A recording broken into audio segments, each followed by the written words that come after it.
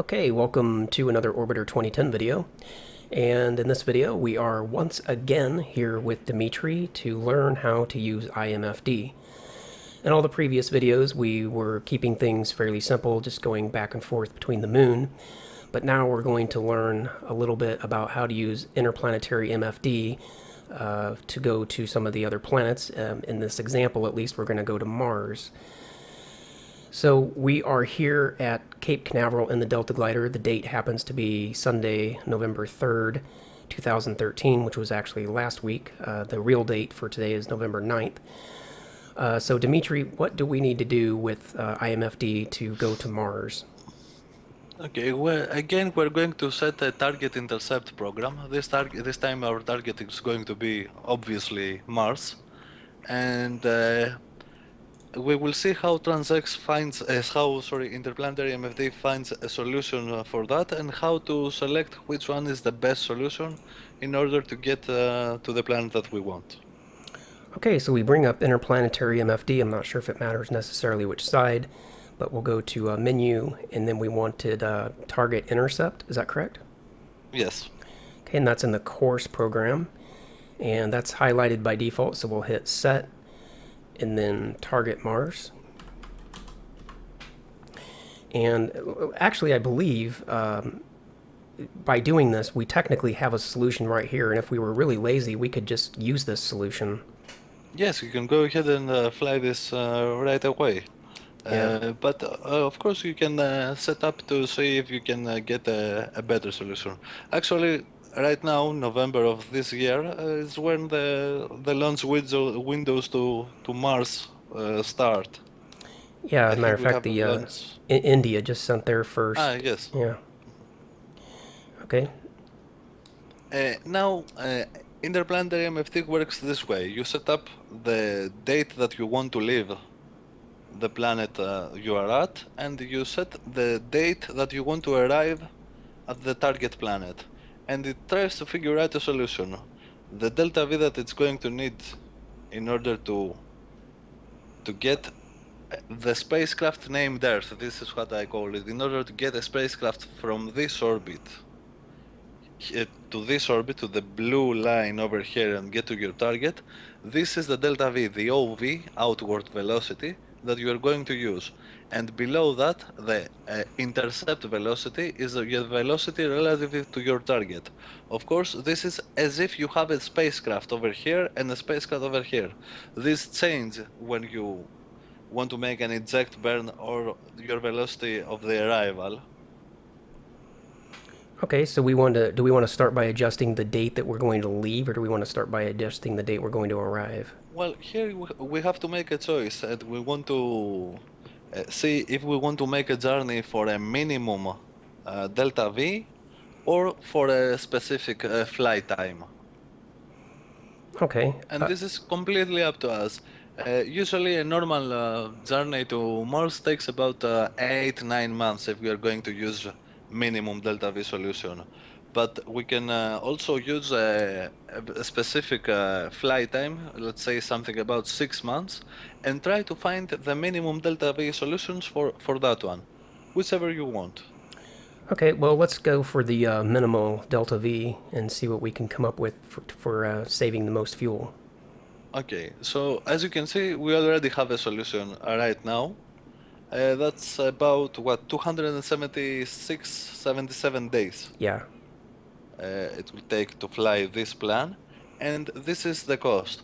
A good practice as for the first setup is to go and lock the time of flight, and then start adding days to the arrival.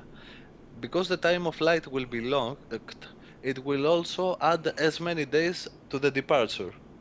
And we will do that until we get a minimum delta V solution, and then we can unlock the time of flight and finally adjust the departure and arrival until we get the absolute minimum.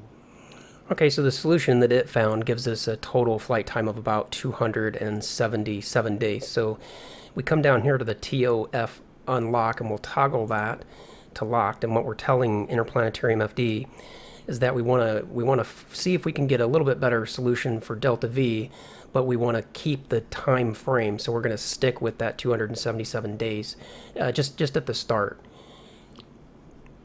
Exactly. That's just a little bit faster way in order to get a minimum delta V solution. Yeah. Otherwise, you could simply start right now without locking the time of flight and simply start changing the arrival and departure. Okay, so with the time of flight locked, we'll come here to the MJD, and I guess it doesn't actually matter if we use this one or that one, since the time of flight's locked, it's going to adjust both of them. Exactly, but you want to use at least a 10x at this stage, or even perhaps a 100x. Okay, let's see what 100 does. And as we go forward in time, we can see that we are definitely improving our delta V. We're down to 3.3, 3.2. Okay, now it's actually going the other way, so let's go to a 10x adjustment and start taking away some time.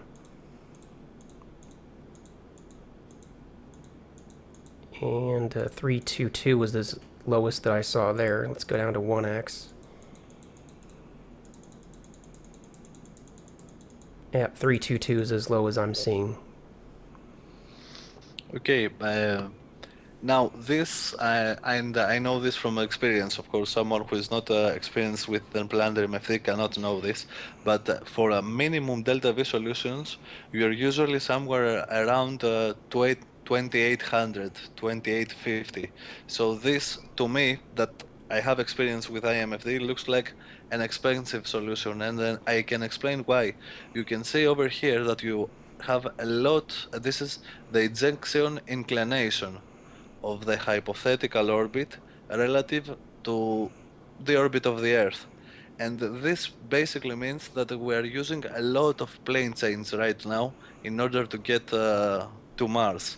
And if you open up TransX MFD of the right side, you will see that this point of intercept over here is nowhere near the nodes.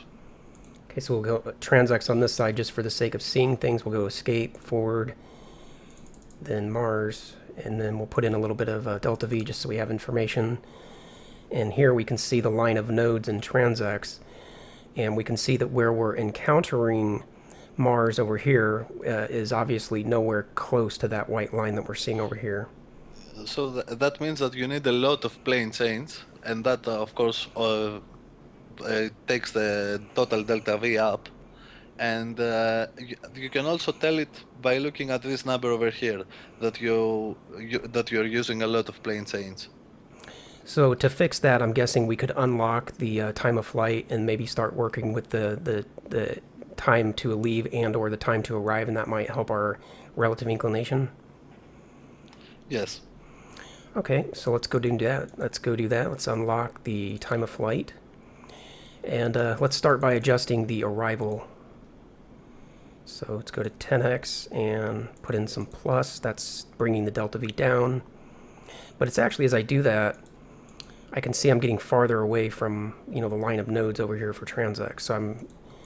Yes, but well, there are lots of factors that take into account, because you can also see that this side of the Earth and Mars orbit is also the closest one. So yes, you do move further away from the line of nodes, but you are using less prograde to get here. You see how small this distance is relative to this side. Yeah. Okay, so now that the arrival time's been adjusted to its lowest point, let's work with the departure time a little bit. See if we can refine things even more. And 59. Now let's go back to the arrival date, because anytime you make any adjustment, it helps to go to the other variable and see if you can go even lower. And here we are. And once again, we're at the lowest point, so let's go back to the departure time.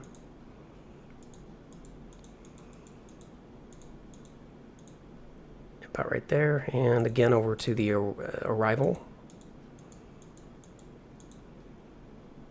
Departure. Arrival. And departure. And I'm not sure how low we'll be able to get this, but I believe when the numbers stop working in our favor, that's kind of when we know we've done the best we can do. Yes, and there is sometimes you can see right now that you are pushing the date and the arrival, and you are going closer and closer to the node. So sometimes it may drop all the way to the node. So basically, you're going to find the minimum delta V solution by clicking one step at a time.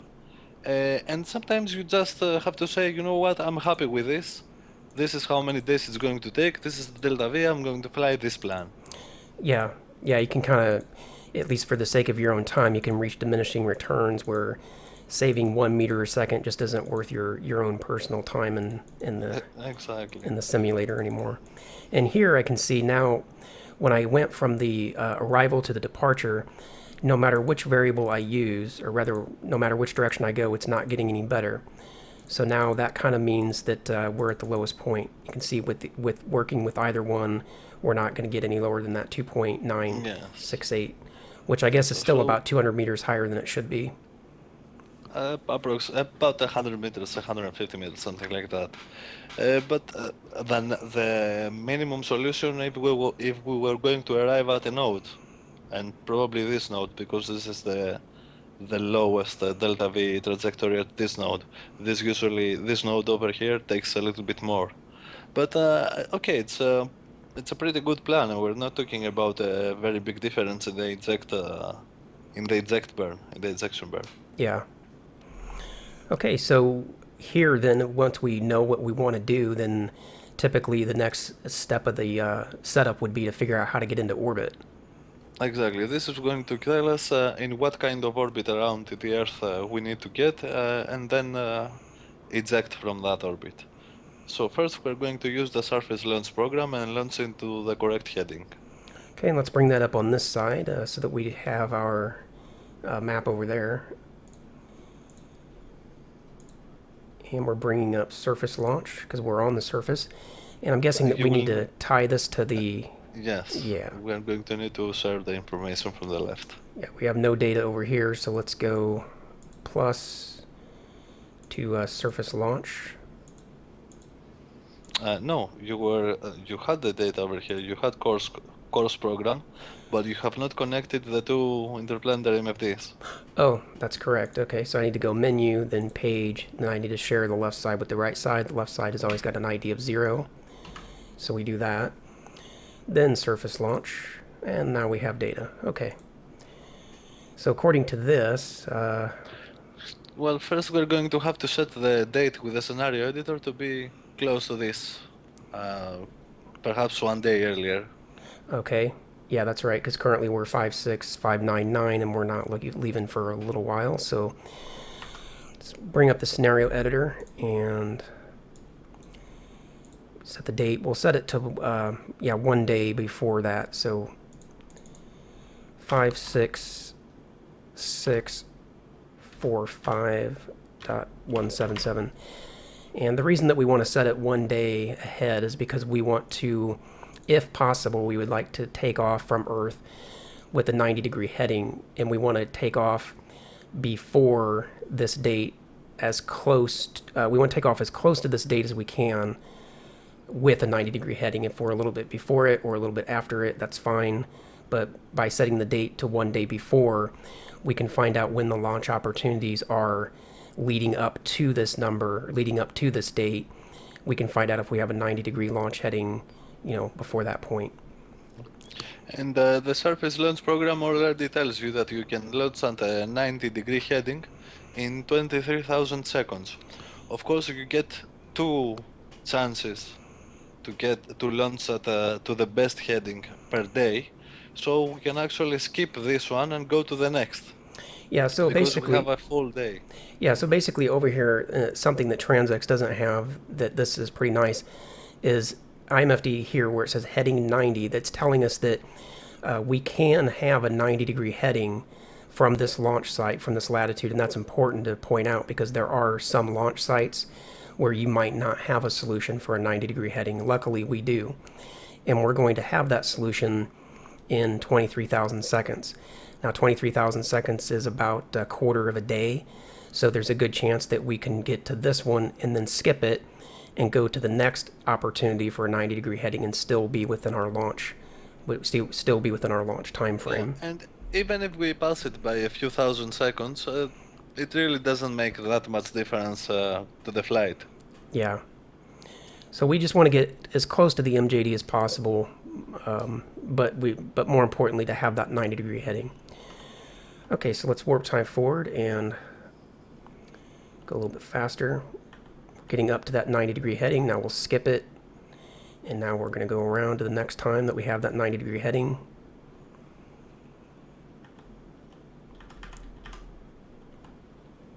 Okay, so we're still 17,000 seconds out. I thought it was 17 seconds. I think you passed it again, but again, it's no problem. Let's see, 56646. Yeah, we're a little bit past it. It's 5:03 according to this, and we're at 5:029. So we'll be. You can see that the date now is counting the time that we are right now, and still there is no problem. There was no change in the escape vector. Yeah. A day difference in the launch window doesn't really matter. So we're going to be about 12,000 seconds past that time technically, but again, we'll have that 90-degree heading, and that'll be more important.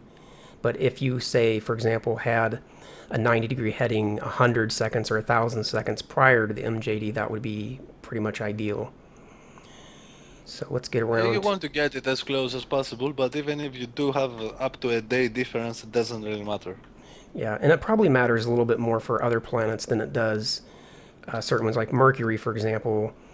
Yeah, there you probably have to time the correct hour, or even better. Yeah, Mercury's really picky. And then whereas Jupiter, you could probably be off by a week. Jupiter, you can pretty much take off anytime you want. Yeah. It's hard to miss it. So what we're going to do here is we're going to get the time all the way to 0, and then we're going to pause the simulator, and we're going to put the Delta Glider into orbit using the scenario editor just to save that 12 or 15 minutes of time.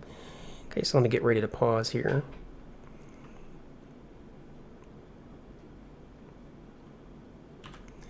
Okay, so here we are, we're at 0. Now this would be, of course, normally if you were going to take off and get into orbit, you wouldn't wait for the time to get to 0. You would take off about 300 seconds because you want to have time to reach half orbital velocity. Is that right? Exactly. If it takes you 10 minutes to get into orbit, you want to take off 5 minutes earlier. Right. All right, so scenario editor, edit, orbital elements, and I'm going to change that to kilometers. We want there we go, 6571.01 and a 0 inclination. And is that all we need to set up? The inclination has to stay the same, the 0 eccentricity, because I cannot see the scenario editor. Oh, I meant. Okay, okay, now I can see it. Yeah, the screen was stuck for a while. Yeah, okay. We're okay. You can see hit the apply button, and we're going to be in a pretty much the same orbit we would have if we launched, but we're going to be not going to be as far downrange. Yeah, I meant to say 0 eccentricity, not inclination. So, all right, let's unpause, raise the landing gear, because why not? So basically that would be exactly the same thing as if we just took off and got into orbit. But again, like Dimitris said, we would just be, 1,000 or 2,000 kilometers further downrange. But otherwise, we're in the same orbit. Okay, now we are in orbit. So how do we go to Mars? Okay, we are done. So we are done with the surface launch program, and we're going to use the orbit eject program. Okay, is there any particular side we want to bring that up on? Probably the right side? The right side over here. You can keep the course on the left, and again, this is simply changing the number of the IMFD you're going to share. If you had opened the course program on the right side when we started, we would have used the left side. It doesn't really matter. Yeah. It's up to anyone's preference. Now, first you have to select on the orbit eject, you have to connect to the course program, because right now it's showing you a higher orbit. Okay, so we have higher orbit selected. We'll just press plus until we get over to the course. Now we're connected to the course program on the left side. Okay, and now you can see that relative to to the date, to this plan, to the hypothetical trajectory here, to the blue line, we are out of plane by 0.064 degrees. Now, from what I remember, we also have the non-spherical gravity sources turned on, correct? That's right. So we don't have to worry about getting this exactly to zero, because in half an orbit we are going to get a little bit of change in the relative inclination. So what we can do right now is simply hit page, burn vector, and go ahead and auto burn this plan. But because we are going to do another example of this flight by using a maneuver instead of the auto burn function, it would be good to save the plan over here, save the scenario over here, and so we can pick it up later and do another example of a more sophisticated way to get to Mars with less corrections. Okay, so I've saved here, so we can use this example, and then in the following example, all the steps that you've done so far would be the same, Mhm. but here you have two options, at least two options going forward, and right now we're going to focus on the easier of the two. And one thing that I want to show is that if for some reason you did the manual launch and you did not get the angle correct, if it's up to less than 1 degree, IMFD can handle the burn automatically. It will make the corrections for you. If it is more than 1 degree, then you will have to change something. Either make a plane change maneuver over here, but sometimes it is easier to simply select a different date of arrival, and you will see your inclination changing. And you can do this right now if you want, and what's the eject inclination? Okay, so over here on the right side, we're going to have the MJD selected and highlighted. And do we want to go to a 1x adjustment at this point? To annex, perhaps even at 10x, but change the number of seconds instead of but 1x, and it will illustrate what I'm trying to say. Okay, so with 1x, and we kind of watch the EIN over here on the right side. And yeah, you can see by putting in a little bit of plus, it's getting higher. And maybe if we go back a little bit, yeah, we got a lower EIN. So simply by selecting to arrive at Mars 1/10 of a day earlier, you did not have to make a plane change, and Yeah. you were on the correct orbit. So that's useful to know if sometimes the launch goes wrong.